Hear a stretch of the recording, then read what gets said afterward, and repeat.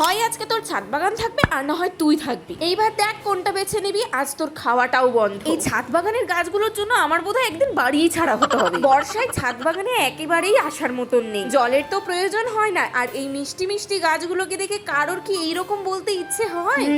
গাছ তো না, জঙ্গল একেবারে, মানে ওই আর কি। ছাদের এই গাছগুলোর জন্য এই বর্ষাকালে কয়দিন পর দেয়াল খসে পড়বে। বুঝতে পেরেছি গো, বুঝতে পেরেছি। তোমরাও দেখছি আমার মায়ের মতনই কথা বলছো। তোর ভাল লাগে না। অত কথা বলে আর লাভ নেই বাবা, কাজ করি, না হলে আজকে আর খেতেই পাবো না। কোন দিক থেকে যে শুরু করি, শুধু চারিদিকে পাতা আর পাতা। হে ভগবান, আজ এইরকম শাস্তি না দিলেই পারতে।